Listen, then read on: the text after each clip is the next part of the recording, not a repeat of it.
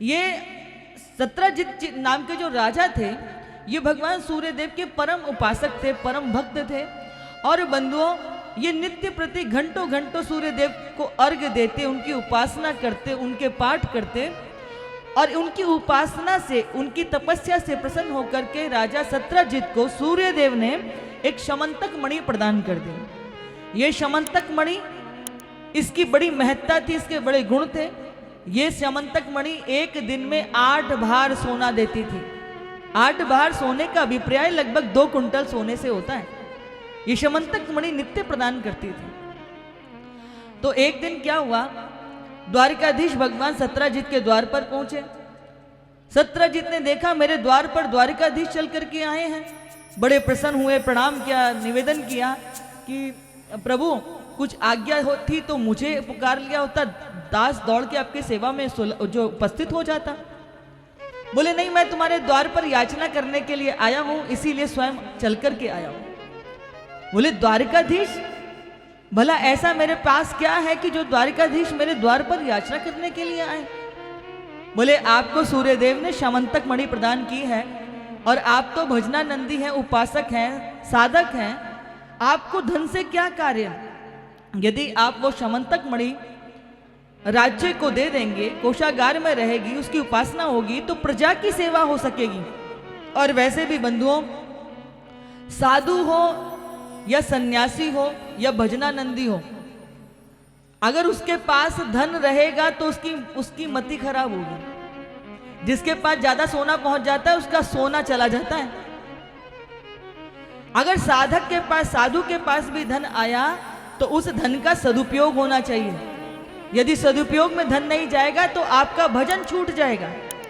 साधु कौन होता है? बोले साधु डाकिया होता है, समाज देता है और साधु उसको उचित कार्य में लगा देता है।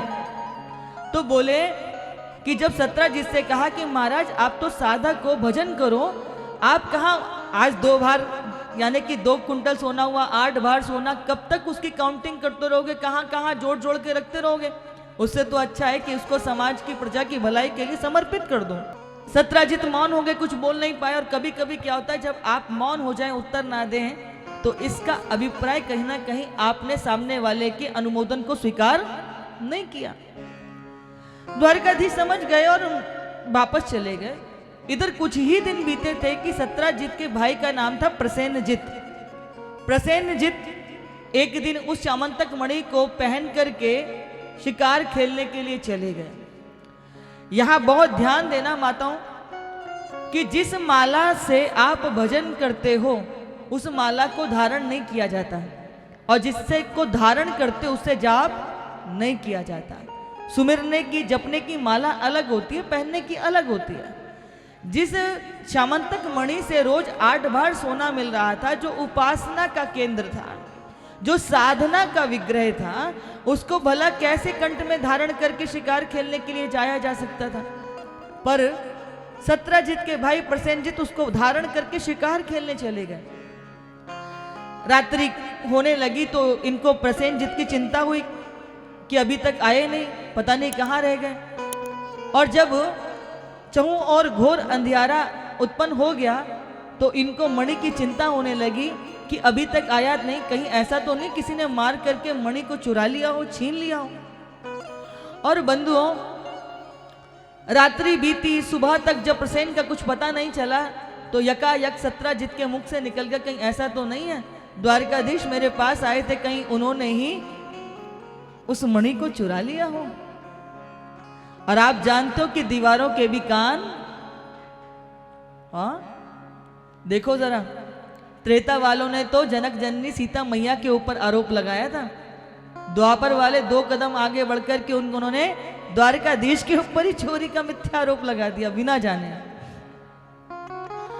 अब क्या हुआ कि द्वारिकाधीश को खबर लगी कि ऐसे ऐसे सत्रजित की मणि और भाई दोनों नहीं मिल रहे।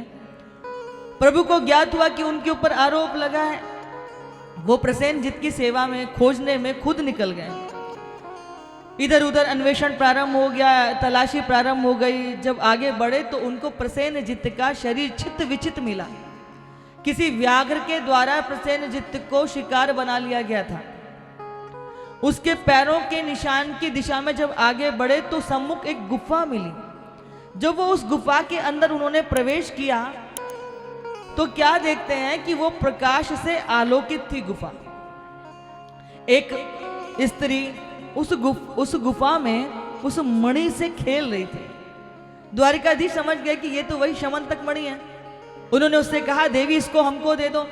जैसे आगे हाथ बढ़ाया लेने के लिए, तैसे उसने पुकारा तो यहां पर जामवंत जी आ गया। बंधुओं, जामवंत जी जो हैं, जब त्रेता में प्रभु राम का रावण के साथ महासंग्राम महायुद्ध हुआ था तो प्रभु ने उस युद्ध के उपरांत सबको कुछ ना कुछ दिया था। तो जामवंत ने कहा कि प्रभु, इतने बड़े भयंकर युद्ध में मुझे अपने बराबर के किसी महारथी के साथ दो दो हाथ करने का सौभाग्य नहीं मिला।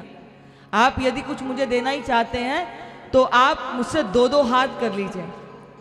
प्रभु राम ने कहा कि इस युग में, त्रेता में, मैं स्वामी हूं, तुम मेरे सेवक हो। सेवक और स्वामी के बीच में एक बड़ी मर्यादा की झीनी लकीर होती है और मैं तुम्हारी इस इच्छा को अवश्य पूरा करूंगा। तो वही जामवंत के साथ आज भगवान के दो दो हाथ हो रहे हैं द्वापर में। जामवंत ने प्रभु से कहा कि प्रभु, अगर आप इस मणि को लेके जाना चाहते हैं तो आप मुझे परास्त करें और मणि को ले जाएं।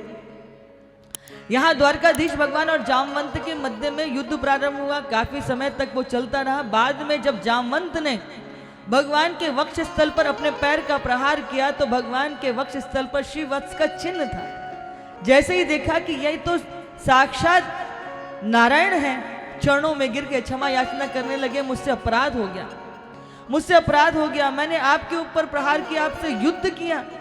चरणों में गिर गए, क्षमा याचना करने लगे, पश्चाताप के आंसू प्रवाहित होने लगे। प्रभु ने कहा कि परेशान मत हो, अपने मन में ग्लानि मत प्रकट करो, ये सब मेरी इच्छा से हुआ, मैंने आपकी इच्छा पूरी करने के लिए ये लीला रची है। जामवंत थोड़े शांत हुए तो उन्होंने वो मणि अपनी पुत्री के हाथ में रखकर भगवान को समर्पित कर दिया। इस प्रकार जामवंत की कन्या जामवंती के साथ भगवान का दूसरा विवाह हुआ।